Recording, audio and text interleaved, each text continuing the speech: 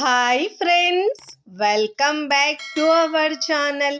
ఈరోజు మన కిచెన్లో విజయవాడ రోడ్ సైడ్ బండ్ల మీద చేసే చిట్టి చిట్టి పునుగుల ఒరిజినల్ రెసిపీని ఎలా చేయాలో చూపించబోతున్నానండి. ఈ వీడియోని స్కిప్ చేయకుండా మొత్తం వీడియో చూసి పక్కా కొలతలతో ట్రై చేయండి.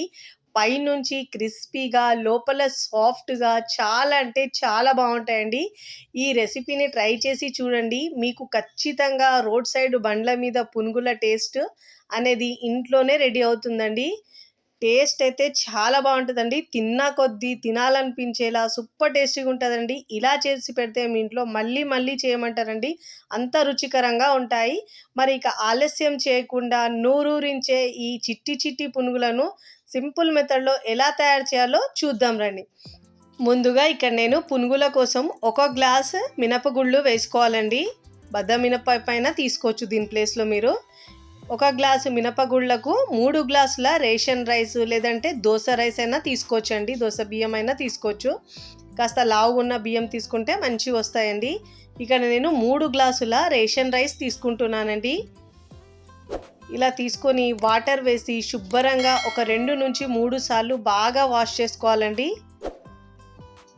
ఇలా బాగా వాష్ చేసుకొని ఆ వాటర్ తీసి మళ్ళీ తిరిగి దాంట్లో వాటర్ వేసుకొని మనం 5 గంటల పాటు నానబెట్టుకోవాలండి. వాటర్ వేసి మనం ఫస్ట్ టైం నా ఛానల్ చూస్తున్న వాళ్ళు ప్లీజ్ నా ఛానల్ని సబ్స్క్రైబ్ చేసుకోండి, లైక్ చేయండి, పక్కనున్న బెల్ ఐకాన్ని ప్రెస్ చేయండి. ఇలా ప్రెస్ చేయడం వల్ల నేను పెట్టే వీడియో నోటిఫికేషన్ ముందుగా మీ హోమ్ పేజ్కి వస్తాయండి. మూత పెట్టేసి మనం 5 గంటల పాటు నానబెట్టుకున్నానండి. 5 గంటల తర్వాత నేను ఇక్కడ చూపిస్తున్నాను చూడండి.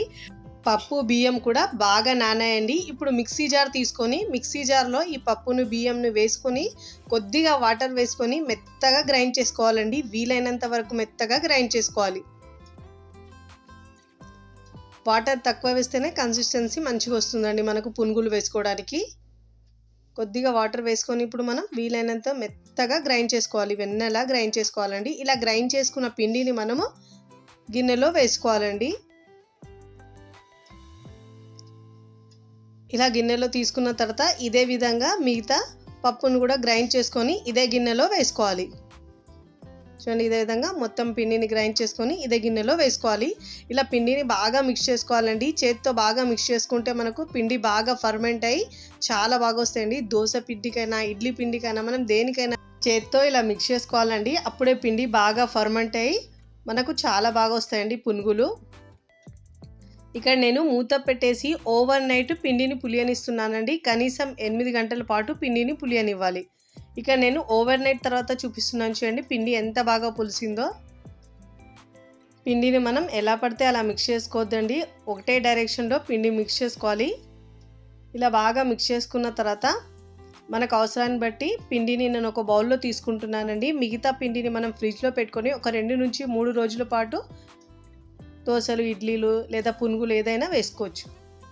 ఇప్పుడు ఇలా పిండి తీసుకున్న తర్వాత దీంట్లో మైదా ఏమో ఒక 3 టేబుల్ స్పూన్ దాకా వేసుకోవాలండి. పైన లేయర్ క్రిస్పీగా రావడానికి ఒక 2 టేబుల్ స్పూన్ల బియ్యం పిండి వేసుకోవాలండి. ఇక్కడ నేను స్ట్రీట్ స్టైల్లో ఎలా చేస్తారో అదే విధంగా చూపిస్తున్నాను చూడండి. 1 టీ స్పూన్ జీలకర్ర వేసుకోవాలండి. దీంట్లో రుచికి సరిపోయినంత ఉప్పు వేసుకోవాలి. ఇప్పుడు ఇలా వేసుకున్న తర్వాత దీంట్లో ఒక పావు టీ స్పూన్ బేకింగ్ సోడా వేసుకోవాలండి. దానికంటే ఎక్కువ వేసుకున్నారంటే మీరు ఆయిల్ ఎక్కువ పీల్చుకుంటాయండి పునుగులు.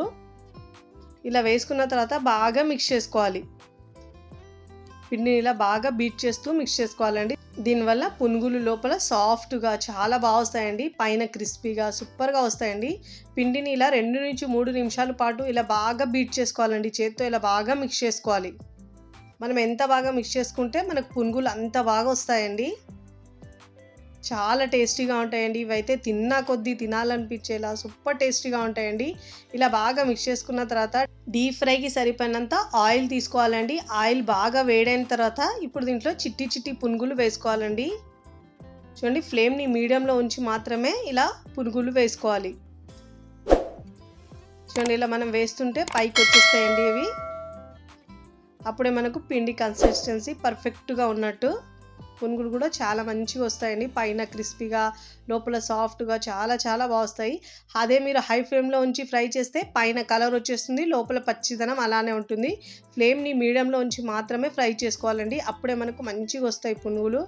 మంచి గోల్డెన్ కలర్ వచ్చే వరకు ఫ్రై చేసుకోవాలి. మనకు ప్యాన్లో ఎన్ని పడితే అన్ని పునుగులను వేసుకోవాలండి.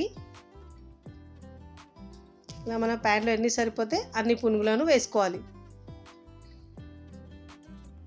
ఇలా అన్ని పునుగులు వేసుకున్న తర్వాత ఇప్పుడు ప్యాన్లో వేసుకున్న తర్వాత మంచిగా గోల్డెన్ కలర్ వచ్చే వరకు ఫ్రై చేసుకోవాలి. ఇలా అన్ని వైపులో తిప్పుతూ రౌండ్గా మంచి కలర్ వచ్చే వరకు ఫ్రై చేసుకోవాలండి. ఇలా తిప్పుతూ ఫ్రై చేసుకోవడం వల్ల మనకు అన్ని వైపులో ఒకే కలర్ వస్తుందండి. ఇలా బాగా మంచి గోల్డెన్ కలర్ వచ్చే వరకు ఫ్రై చేసుకున్న తర్వాత ఇప్పుడు ఇలా జాలి గరిటెలో తీసుకోవాలండి. ఎక్స్ట్రా ఆయిల్ మొత్తం కిందికి వచ్చేస్తుంది. ఇలా ఫ్రై చేసుకున్న తర్వాత ప్లేట్లోకి తీసుకోవాలి. ఇదే విధంగా మిగతా పిండితో అంతా పునుగులు వేసుకొని తీసుకోవాలండి. 1 బై 1 ఇలా వేసుకోవాలండి.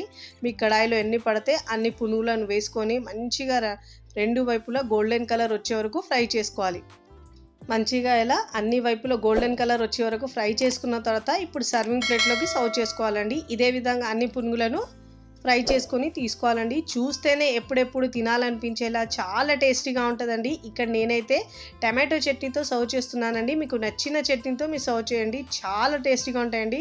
ఇక్కడ తుంచి చూపిస్తున్నాను చూడండి, ఎంత క్రిస్పీగా వచ్చినాయో, చాలా బాగుంటాయి.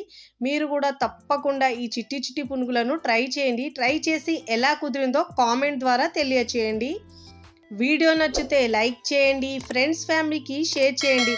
మరికొన్ని టేస్టీ సింపుల్ క్విక్ రెసిపీస్ కోసం టీ కిచెన్ని సబ్స్క్రైబ్ చేసుకోండి. Thanks for watching.